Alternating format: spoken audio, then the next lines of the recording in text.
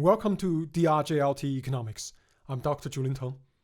As promised, in this episode, I want to talk about how money printing affects domestic life. Right? This is an extension of the previous episodes in which I discussed the money printing activities of the Federal Reserve Bank of the United States and how that is subjugating the rest of the world to an unfair situation. There are a lot of I would say parallels domestically and internationally.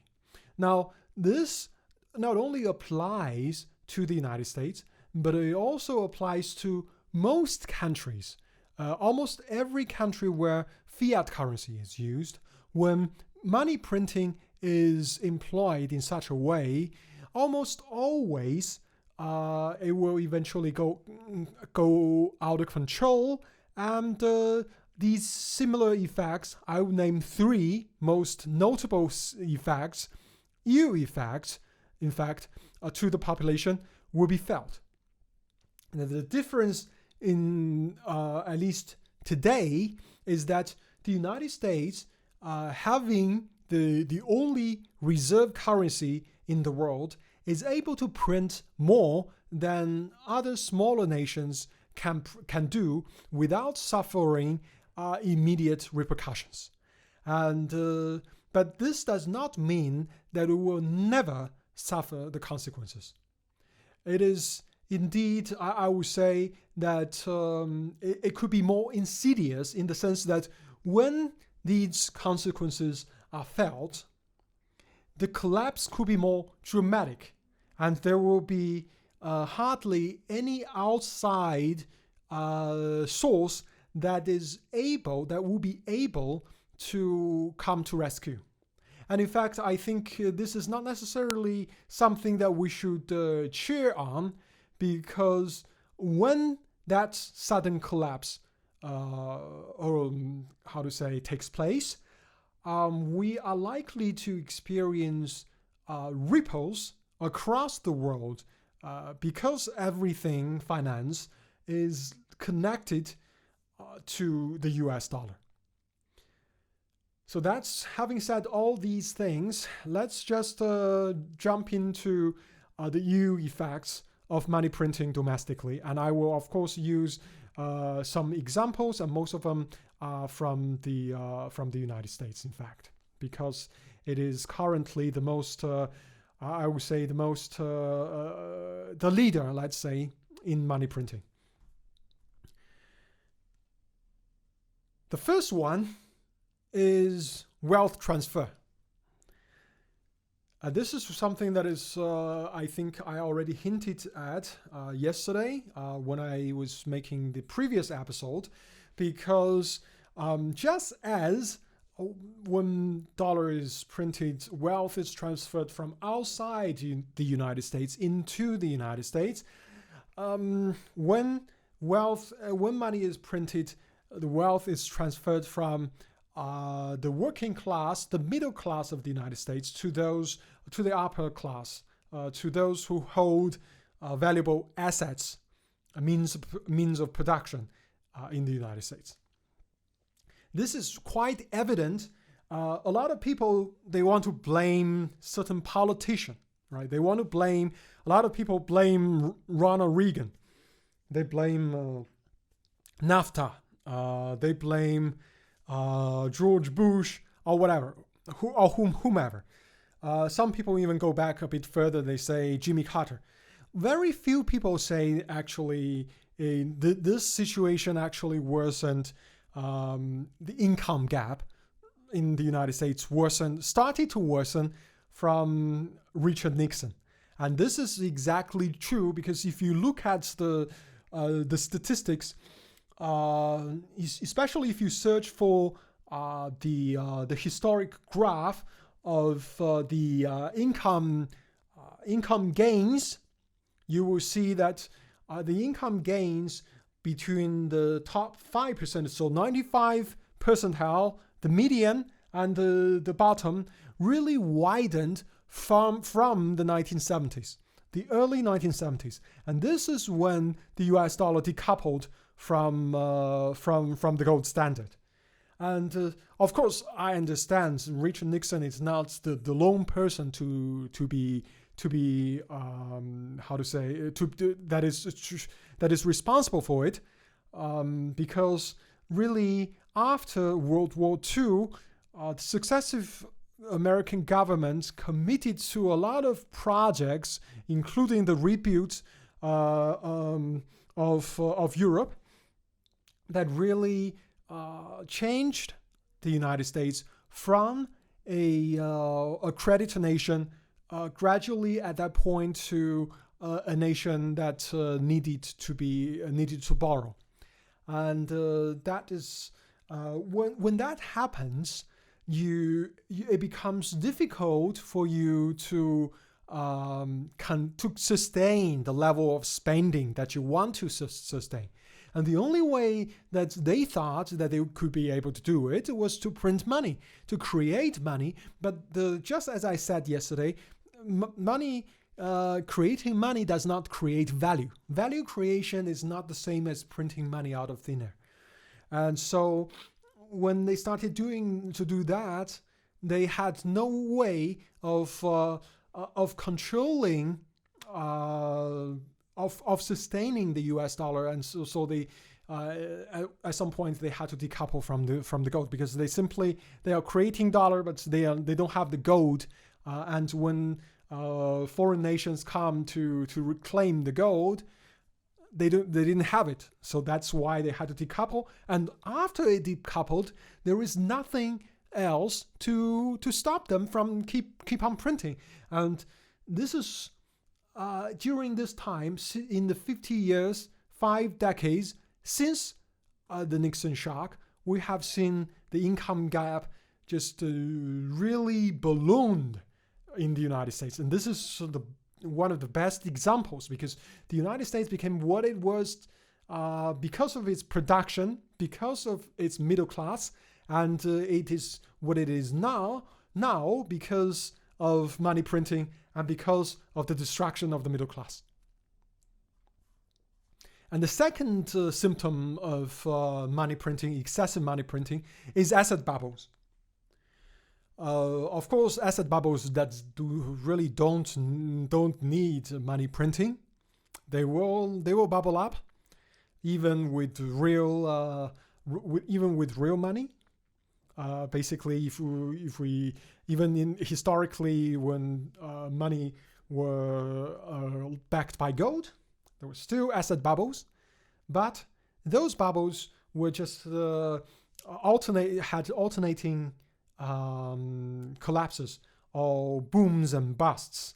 And the busts, or otherwise known as corrections, are there to actually bring the overinflated asset prices back down to a more realistic level, so that the systemic risk is actually released. It's like a release valve, right? If you don't use the capitalist system, if you don't have this financial markets, then perhaps you don't have these bubbles. But if you do have a financial market, you will have some bubbles. But if you let these release valve to function as they should, then the pressure will be released, and the systemic risk is mitigated. But when every time you see a financial crisis, you print money, you will keep on inflating the bubble on top of a bubble that was already on the verge of bursting. And what results from that is increasing systemic risk in the entire system. I will talk about this in a future episode, and we have seen that a lot of financial institutions have really been levered really to the teeth, right? That's that's basically creating a situation where just a small drop in certain asset prices because of leverage.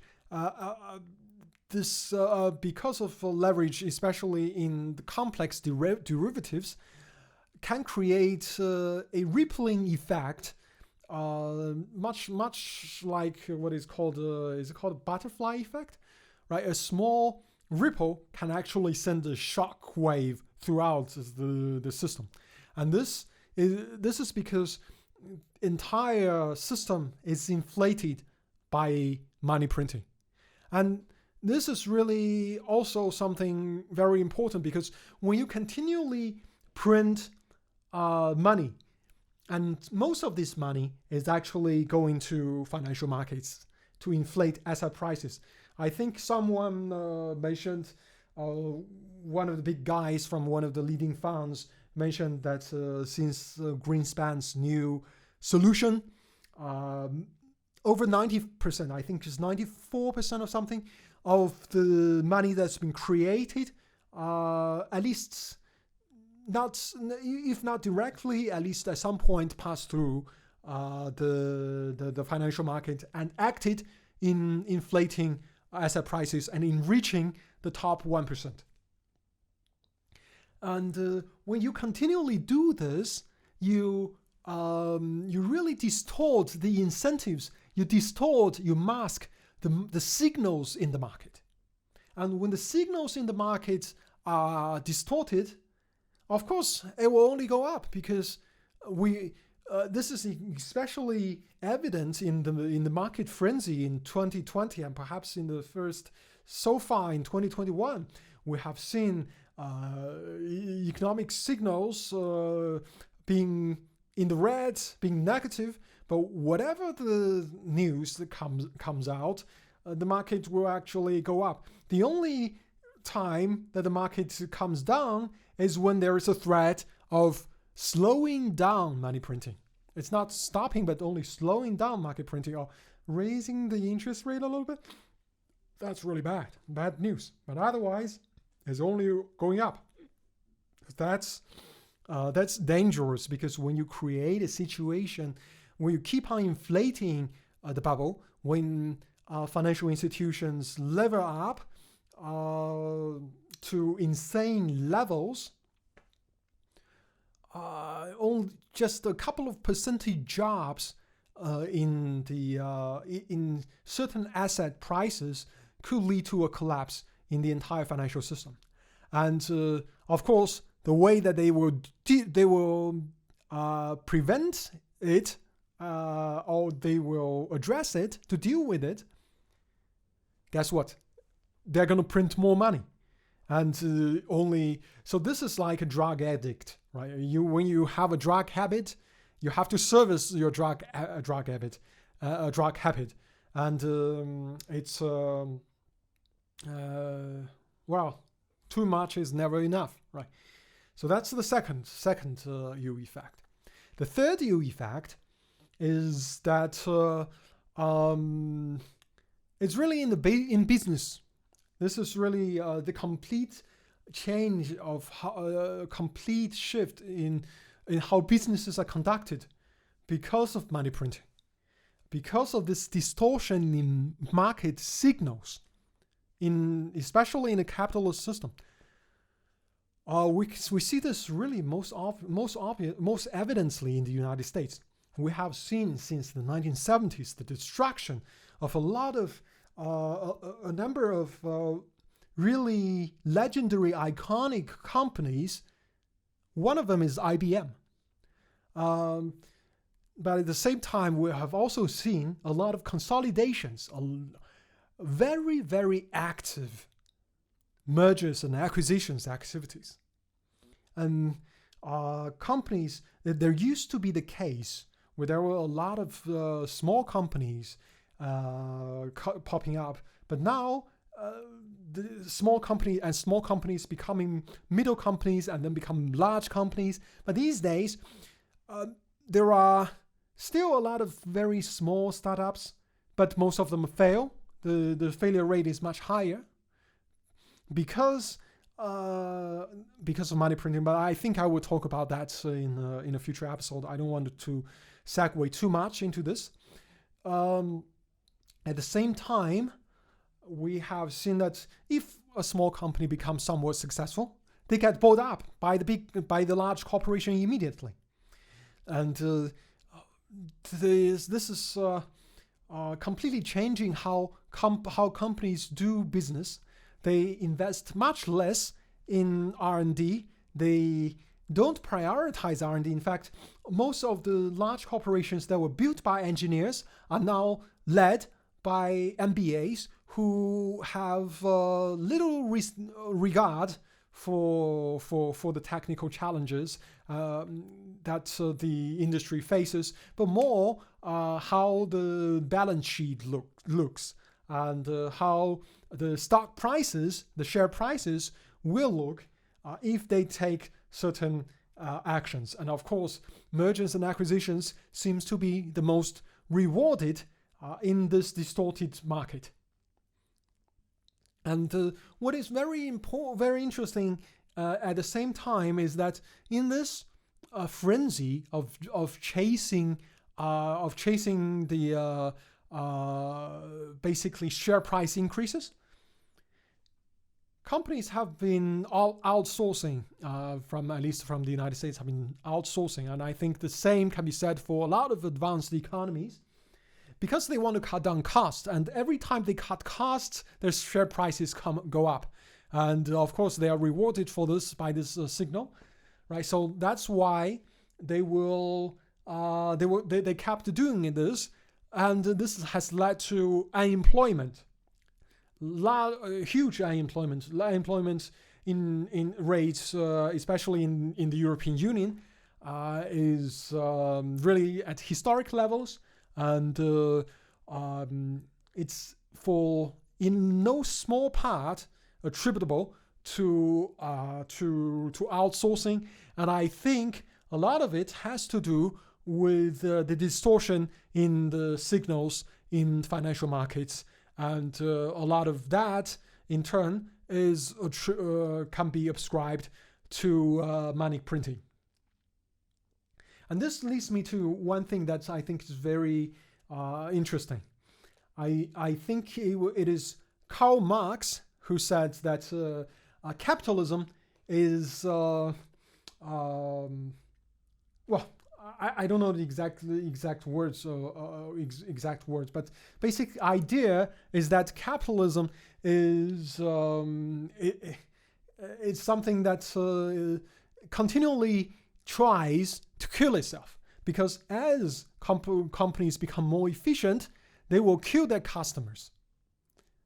And I have to say that it is not entirely, I'm not entirely certain that this is correct. I'm not entirely certain that in a pure free market capitalism,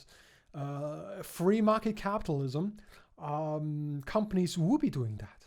I think perhaps in free market capitalism, companies will be wise enough to not only become more efficient in order to increase their own margins, but also in cultivating their own market, the size of their market. But in a capitalist system that is plagued by money printing, there is no doubt that as capitalism progresses, it is basically trying to kill itself. And there could also be the question of whether crony capitalism is simply a stage of development of capitalism. But that's, I think, for future discussion. Now, so basically, I think these are the three issues, three symptoms that we can see from money printing domestically. We will see a widening, wealth transfer that's widening the wealth gap. We will see asset bubbles, and we will see businesses acting in a way that is not subscribed, that is not that does not subscribe to classic economic theories. And one last thing I want to say is that the effect of these things, of these 3 points, actually is very interesting, and now we are observing it. And the effect of these is that it creates a feedback loop. It's a positive feedback. What this means is that as wealth gap widens, as in asset bubbles balloons, and as corporations, the choices of large corporations have led to unemployment, rising unemployment, a lot of the population, the working class, have been calling for is to have more money printed. They want to have reliefs. They want to have UBIs. And this goes back to a previous episode that I made, right? And this basically creates a feedback loop. And the oligarchs are all too ready, all too prepared to print that money. But they don't want to, of course, they want to call it very nice. They want to call it, what is it called? The CARE Bill, Relief Bill, the whatever, CARES Act, right? Very beautiful names, in which they give 2% of the money to the poor, 95% of the money to the rich. And this whole cycle, and of course, they also have provisions for the financial markets, which will make sure that the asset bubble will continue and the interests of corporations are still distorted by the signals on the financial markets, so that this cycle, just vicious cycle, just continues until the day it collapses. And I think it always does, because this basically is modern monetary theory, which I have mentioned yesterday, right? I was wrong. I said Tang Dynasty. I think it's Tang Dynasty. It's Tang Dynasty. It was ancient Rome and a few other dynasties in China, and also other outside China. But I think China actually had some of the most frequent ones. For some reason, people like to print money more. But currently, I think it is the United States. It always collapses in the beginning. There's all fine. Modern monetary theory. We found a new solution to all our years. And then slowly things start to deteriorate. And when they deteriorate, what can we do? Well, we print more money to fix it. And eventually there will be a sudden collapse. And this will be a precipitous collapse. And well, we will feel the effects, and I think perhaps in this decade. Thanks for watching. Actually, more or less, more like listening to this recording. I hope you have reached this point, and if you do, thank you very much. You can check me out, of course, at DrJLT.com, and also my business neofiliac.com, neofiliac.com. Thank you very much, and have a great day.